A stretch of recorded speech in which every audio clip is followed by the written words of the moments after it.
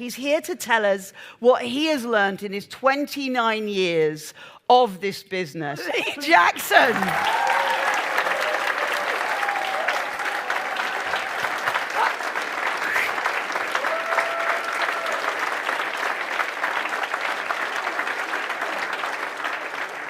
Wow, that's amazing.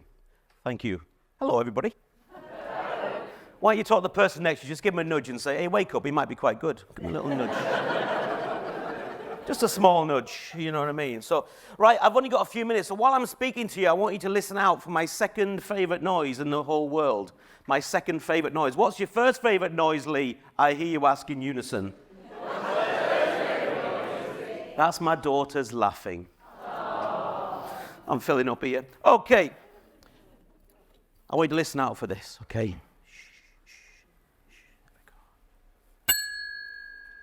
Because that's the noise that your brain makes when you're learning something new. Because I might say something, I know this already, Lee, but I might say something to you, and you might have heard something already this morning. You might go, ooh, that's helpful. Thank you for coming all the way from Leeds.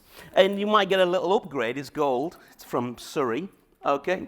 And I might say something to you, and you might go, I need to write that down. Thank you. That's fantastic. But what I'm really interested in is I might say something to you in the next few minutes. You might go, I need to do something about that. Because, learning only takes place, doesn't it, when we actually put something into practice. Would you agree? Yes. Those 2 sessions we've just had, amazing. Put some of that stuff in practice, leave it on a notepad, useless, right? Absolutely useless. So, come on, Lee. 15 years in the PSA, 9 minutes, keep going. Just one thing. Just one thing. Only say one thing. Not the 500 things that are in your head, just one thing. Absolutely, just one thing. No, not that, just one thing. Just one thing. So it was just 2 things. So I'm going to share a little bit about the book that I just wrote. And my book also sold 250.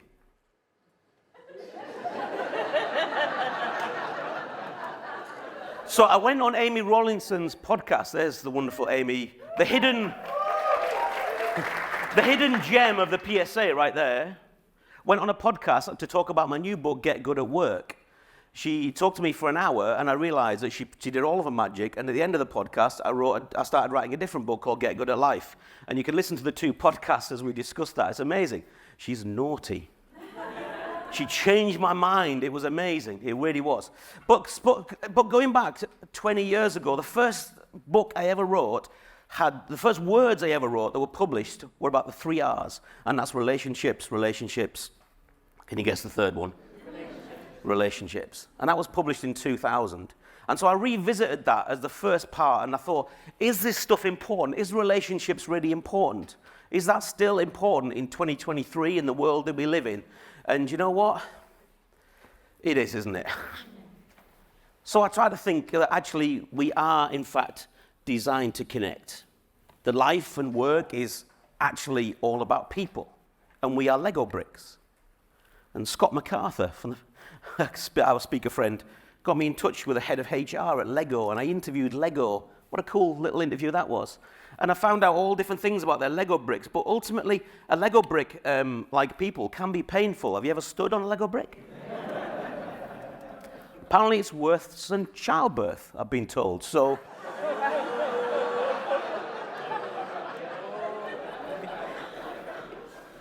but actually, a Lego brick is not meant to be on its own where you stand on it. A Lego brick is meant to connect with other Lego bricks. We are meant to connect with others. It can be tricky. People are tricky, aren't they? Yes, people are really tricky. It can be tricky. People are wonderful and annoying, but there's a power in connection.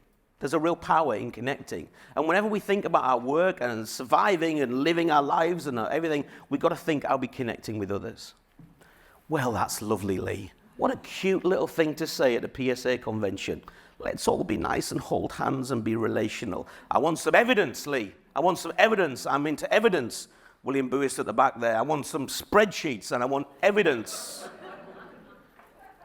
Here's a little bit of evidence for you. Just very quickly. In Australia, they studied 1,500 70-year-olds and found that those with a good friendship group were 22% less likely to die in their 10-year study. In Sweden, they studied middle-aged men. I bet that was exciting. Come and see my shed.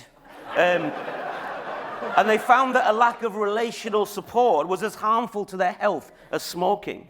A study of breast cancer patients, those without close friendship and support were twice as likely to die than those that had close support. Isn't that staggering? Isn't that staggering? It's just amazing. Lots and lots of evidence there. But okay, well, that's nicely. But what about us as speakers? What does that mean for us? You might see yourself there, I don't know. What about us as speakers? Let me just be really honest. I'm from Leeds, Lee from Leeds, got to be honest. And as Paul McGee told me many years ago, this is northern motivation, okay? You've got to be honest, right? So thank you, Paul, for that little tip many years ago. Would you refer a speaker who was brilliant on stage, but was an idiot off the stage? Would you refer a speaker who was fantastic and was brilliant and has written loads of books, but you know what was horrible to the staff in the hotel that treated the AV staff like they were scum? I've seen that. I've seen that. Big question, eh? You can insert your word at the end, by the way. I don't want to swear from the things. So I've got a few little things I think that might help us in our relational thing as we think. I think we should be friendly and flexible. Now that's going to age you, right? That top one, right?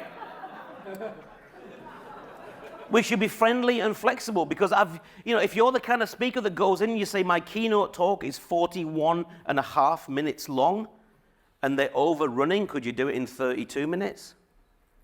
I do that all the time. We've got to be flexible and we've just got to be friendly. We've got to be not demanding and diva-ish. And I often wonder where the diva thing comes from. I sometimes think it comes from anxiety. I sometimes think it comes from ego, and as we've heard this morning, I think Sylvie said it brilliantly, it also comes from the fact that we think that this is about us and not about the audience. Because we're box tickers. We're ticking the boxes of the clients. We're answering, solving their problems, but we need to really connect, and we need to connect with the audience. We should connect with other speakers. That's why you're here today. There's people in this room that will get you business. There's people in this room that will support you and you will get other people business. We should connect with our clients and connect with a mastermind group. If you've never heard that, it's a business support and accountability group. I'd like to introduce you to mine. Peter Roper, family businessman, expert in reputation. Nathan Littleton, expert scooter rider. Marketing guy and president of the PSA, has done an amazing job. John Atauka, expert in being from Bradford. After dinner speaker. And also a guy that does a lot of stuff on resilience, right? David, this shy young man, David Heine, wonderful researcher, expert on creating big fat goals and the rhino stuff and wonderful support. And of course, MMP, Michelle Mills Porter, who's an expert on understanding people. Look at them. All of them outstanding in their field.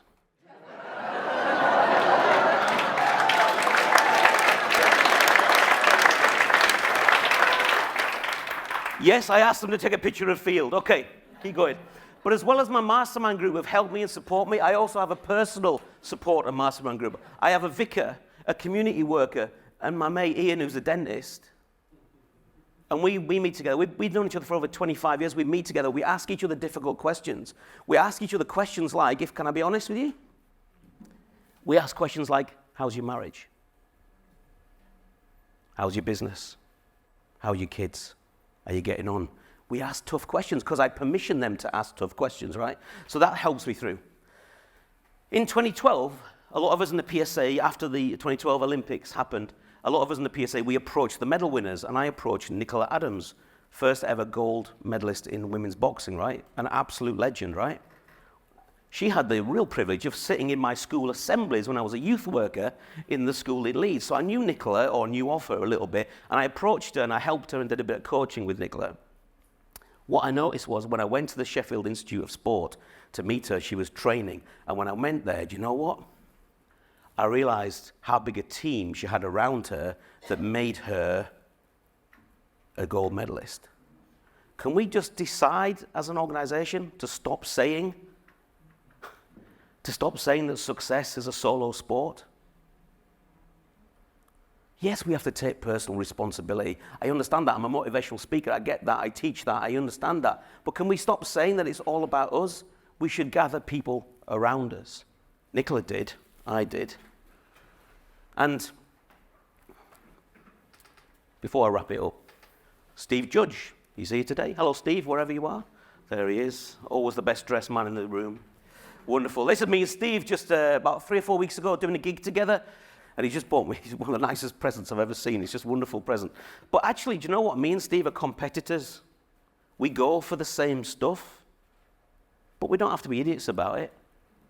Because we're relational. We connect with each other. I send him work and he'll send me stuff. And that's how it works, isn't it?